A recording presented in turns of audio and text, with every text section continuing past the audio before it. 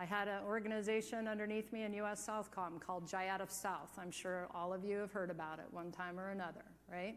We have LNOs from the region, one LNO military from 17 different countries in that organization. We continue to increase the interdictions that are done every year coming from the Caribbean, Central America, South America, because of that trust that we've built with like-minded democracies. To me, what's happening right now is very clear. It's between autocracy and democracy. China is ready and wakes up every day trying to replace us, Team USA, in the rules-based international order. And they are working with the other axis of aggressors to make that happen every single day. And so as we think about our own critical infrastructure here, we look at what's already happened with cyber. We see the technology availability out there.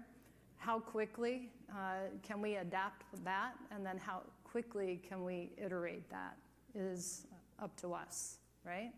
But we got to figure it out, and we got to figure it out really, really fast.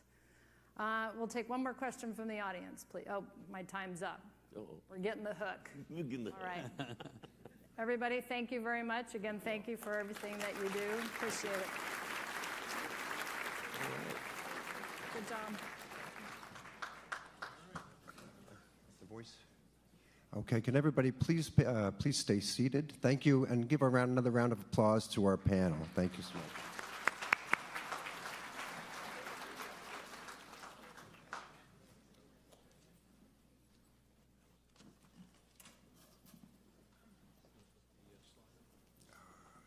It's going to be a video.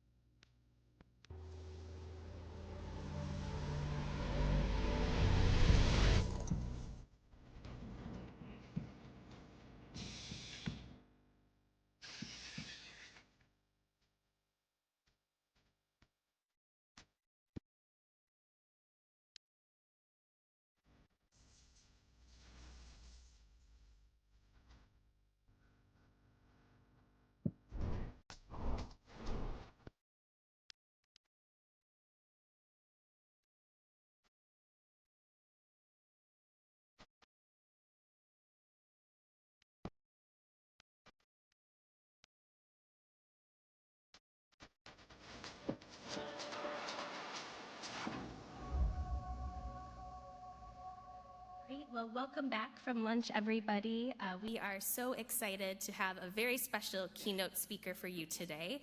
And it is my great privilege to welcome to the stage Kim Lynch. She is the Executive Vice President for Homeland Defense and Intelligence at Oracle Corporation. And she has the honors of introducing our special guest. Let's give Kim a warm welcome.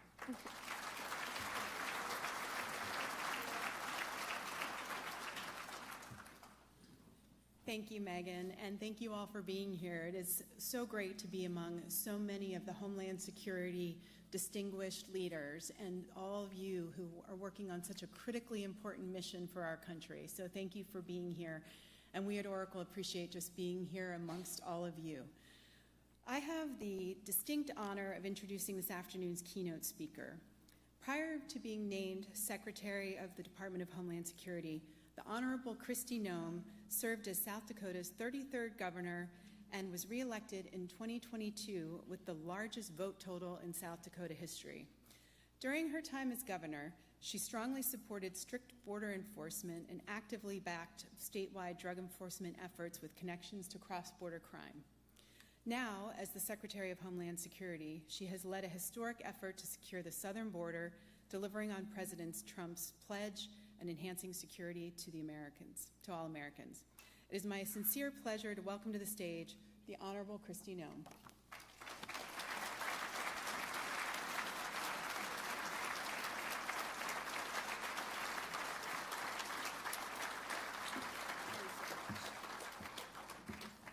Good afternoon, everybody. Thank you for allowing me the opportunity to come and visit with all of you and wear my tennis shoes. It's been a busy week, and I'm just so grateful to get the chance to discuss our Homeland Security mission, and thank you for all of your partnerships. You have just been absolutely incredible in working with us to fulfill our mission each and every day. For 22 years, know that this organization and its members have facilitated safety of the American people each and every day, and you bring together experts and industry leaders and innovators to do so. I want to give a special thanks to Megan as well for her leadership as the executive director here at the Homeland Security and Defense Forum. She has been here for 13 years and has led with excellence. I also want to thank our acting deputy commissioner, I don't know if he's still here, John Modlin, who's here with CBP, our El Paso sector interim chief patrol agent, Walter Slozer, who also is speaking with you today, maybe already has, and then David as well, who is a former CBP acting commissioner. So grateful for them and their leadership and sharing their expertise and wisdom with all of you. We know that a secure homeland is important not only because of our duty to protect the American people, but also because it's important to ensure that our country remains prosperous. And that's how industry can thrive. I know what it's like to run a business. I'm a farmer and rancher from South Dakota, which you probably know, but also ran several other businesses, including a restaurant, a hunting lodge, and different entities with my family over the years, had the opportunity to serve in Congress, and then as governor before I had this position. But that experience all comes to play when it comes to making decisions not only on safety and security, but also how to do so in a way that's accountable to the American taxpayer. So what does the Trump administration under President Trump's leadership want? What do they want to do as far as building partnerships with all of you? What are our goals? And that is what I'm here to discuss with you today. The president wants a country where our citizens can live in peace, where business is booming and opportunity abounds for all of those who play by the rules and follow the law. Today, I'm happy to tell you that President Trump is indeed making America safe again. And I think all of you know that from what you see out on our streets and in our communities today. And he's setting records and breaking records in the process. When President Trump returned to office, one of our top priorities was getting the Department of Homeland Security back on track. As you know, in many situations, our law enforcement officers weren't allowed to do their jobs. People and departments and components under our umbrella were off mission and were not doing the duty that they needed to protect America. For 4 years, the Biden administration pulled DHS and other vital parts of our national security away from our core missions. There's no clearer example than the disastrous open border policies that we saw perpetuated and the invasion which was facilitated by the administration. They brought crime and violence and unprecedented drugs to our communities. Terrorists flooded our country, and countless citizens of adversarial countries waltzed right over our border. Customs and Border Protection was prevented from doing its job, and worse, they were used many times to funnel aliens in as quick as possible. President Trump has put an end to that, delivering the most secure border in American history. In fact, we've just reached our 7th month of 0 illegal aliens released into our streets. Border crossings are down over 93% year over year. Meanwhile, we're removing illegal aliens who came in under the Biden administration. By the end of this year, 2.5 million illegal aliens will have left our country.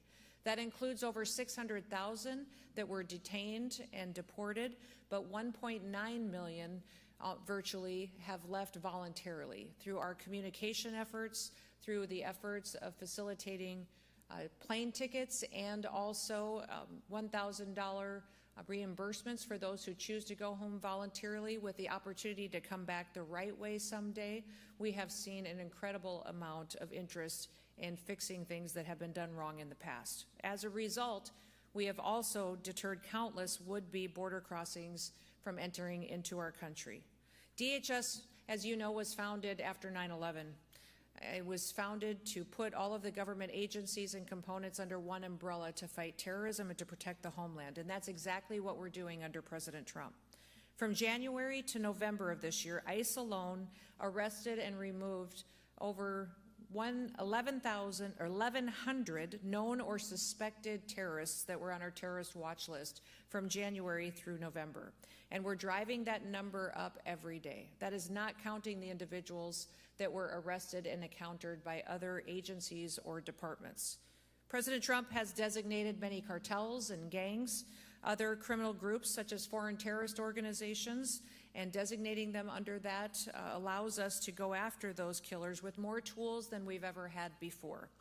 Through our Homeland Security Task Forces, which I co-lead alongside our Attorney General Pam Bondi, DHS is working with other departments as well as our international partners and organizations to crack down on cartels and terrorists and other transnational criminal organizations. Since late August, the Homeland Security Task Force has seized more than 461 metric tons of drugs and millions of dollars in assets. Last weekend, CBP under the Homeland Security Task Force stopped nearly 6,000 pounds of meth from coming into the country from San Diego at a port of entry. And that bust would not have happened without the robust security that we have at the border. The bottom line is that we're driving the cartels out of business, and we're ending an industry that profits off of the deaths of millions of Americans. Fentanyl traffic across our border at the southern border is down 56%, and that means that fewer families will have to live with the pain of losing a loved one. We're taking the fight to make America safe again to our enemies, and we're going after them on the high seas as well. We know that our maritime borders need to be defended, and since January, the U.S. Coast Guard has seized enough cocaine to kill 177 million Americans. That's 2/3 of our country's population. By keeping criminals and terrorists and drugs out of our country, we're saving American lives, and we're sparing American families from the pain of illegal alien crime and the heartache of drug addiction and fentanyl poisoning. But we know that our threats are ever evolving, and that's why you're here, and that's why I'm grateful you made it a priority to be here today. We need the improved technology, the intelligence, and the expertise that you bring to the table to stay ahead of our enemies. Thanks to the big, beautiful bill, we have funding that we can make sure that the Department of Homeland Security has what we need to get equipped to prepare for the future. We focus on merit. We're ensuring that we get the best products so that we can keep the American people as safe as possible. And as a result of everything that we've been doing, Americans are getting back to work after years of illegal aliens taking their jobs and flooding our market and using those resources to support other entities besides American families. In the first 8 months of the Biden administration, 88% of new jobs went to foreign-born workers. In the same period under President Trump, 100% of American jobs went to American-born workers. Overall, that's more than 2.5 million Americans that went back into the workforce. Now, as President Trump continues to stand up for our citizens and prosperity on the global stage, he also is working to enforce American tariffs. CBP is responsible for implementing and for enforcing all tariffs, and in January, CBP has collected $1 billion from tariffs, taxes, and fees. And what there actually are and what we are utilizing them for is a negotiating tactic. They serve as a stick, so to be, to bring people to the table. And if a company or a country doesn't like tariffs, a simple solution exists. Invest in America. Meet our demands. Meet our safety protocols. You won't regret it. You won't have any tariffs, and we want to do business with you if we do it the right way. And we will rely on our international relationships and partnerships to keep our country safe. As President Trump's DHS secretary, it's been an absolute honor every single day to get up and to have a purpose of safety and security with the United States and be able to negotiate with our international partners. And since January, we have secured, under the Department of Homeland Security, over 30 international agreements that don't just tighten our security operations, but they also help us with travel, and 17 of those I have personally signed with our international leaders. For example, the biometric data sharing partnership agreements that we've signed with countries in the Western Hemisphere have allowed us to identify threats to the United States and to the region. And these data exchanges have allowed us to better understand the movement of bad actors in the hemisphere and identify them if they come to the United States. Many of you have the technology and the innovation to help us do that even better. And among those that we have identified, we have found nearly 100 known and suspected terrorists just from those agreements that we've signed in the last several months. America is not just a nation that is important, but it also needs to refocus on being the Arctic nation that it is, and we have been since the 1850s. Under President Trump, we're finally acting like it. We need to revamp our shipbuilding industry to revitalize the Coast Guard to help defend it.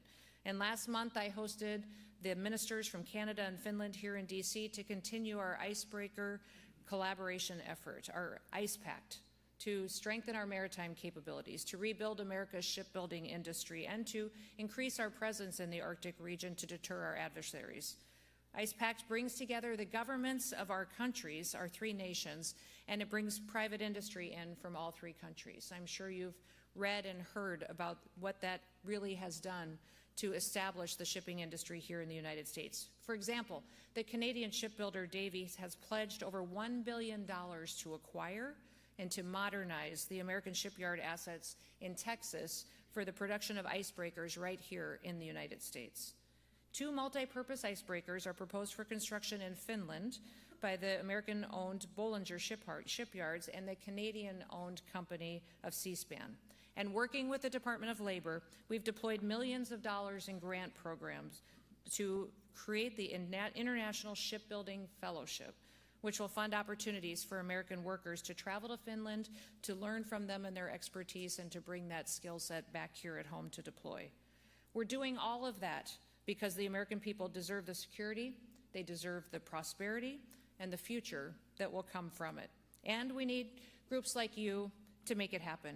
You are the innovators. You see the challenges that are coming and you help us tackle them with your expertise and your knowledge. You create the solutions that propel us forward, and you don't give up until you do. And that's really what the American spirit is. It's what drives us forward as a nation. We're all doers, and we always have been. As my dad raised us, he told us we don't complain about things, we fix them. And I want to thank you for being here today to help us do exactly that. That's exactly how our ancestors carved 13 colonies out of an unforgiving wilderness. It's how we tamed the Wild West, it's how we founded a nation, and it's how we landed on the moon. That spirit that built America is what made us great, and we need a lot more of it. What do we need from industry? We need your technology. We need your wisdom, your expertise. We need agility. We need you to be quick and fast and deploy. Under the Department of Homeland Security, I have personally reviewed over 9,000 contracts myself to ensure that they're not only the correct contracts we should be signing as far as deploying resources, but to do it quickly and be accountable to taxpayers. Know that when you work with us, that it will meet a need that we have to secure the homeland, but also that it will be something that is appropriate and correct, will be evaluated, and will be deployed at an efficiency to the taxpayer. We have saved over $13 billion at the department just by reviewing and renegotiating contracts, making sure that we're doing the right thing and stretching every single dollar as far as we can to take care of people and to keep them safe. We need your new solutions to meet the threats of tomorrow so that we can build an America where we can protect America and where we can uphold the principles and the law for which it was founded. If you care about all of that, and if you want to be a part of the team and continue to help us, gosh, that would be absolutely fantastic. We need you. We face more threats than we ever have before, not just from enemies that are here within our borders, but from those far beyond. Not just from individuals, but from groups, cartels, terrorists, and even other countries that wish to take America out. Our threats are great, but our people are even greater. And I want to thank you for all that you do to help us to achieve safety, but also hope and happiness here for our families that live here. So I just want to thank you all for being here, for what you do, for loving this country, and may God bless you for partnering with us in new ways each and every day. Have a wonderful afternoon. Thank you for giving me a few minutes to visit with all of you. And with that, I will yield back, but does anybody have any questions? I'll I'll take a couple questions before I leave if you've got some. Yes, ma'am. Yep. We have a contract on your desk right now to review We're going to negotiate a contract right here today. I love it. I want to know what we're going to do to improve and quickly put in place AI-enabled surveillance on our borders to improve the false alarm rate, which is very, very high right Yes. now and causing a lot of pain to the folks in the field who need this. Yeah, as you know, we had a plan under Trump 45 to build the wall, and the wall is not just an infrastructure of a primary wall. There's a secondary wall and the technology and surveillance equipment that actually goes with it as well. And as we do that, and this is the largest project that's ever been undertaken, I believe, in the world, to build an infrastructure project of this magnitude. And having the right technology to tell us when there is a threat at that border is important, but also we need to know when it's not a threat and it's something else. So your contract, I don't know the specific one, but I will go look at it. It's not on my desk yet because I just cleared my desk this afternoon. But I will. But that is one thing that we need, is not just technology, but technology that's reliable, that gives us the correct information we need to keep people safe. So we have already done the many contracts to deploy and building of the border, but we are going to continue to allocate those.